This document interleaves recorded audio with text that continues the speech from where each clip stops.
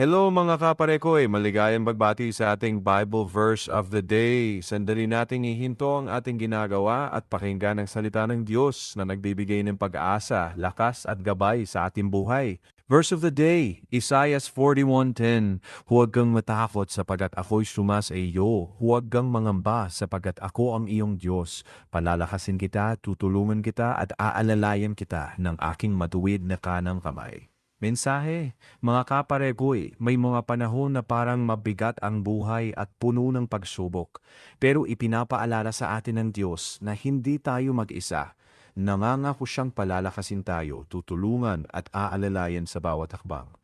Kaya anuman ang pinagdaraanan mo ngayon, magtiwala ka sa Kanya.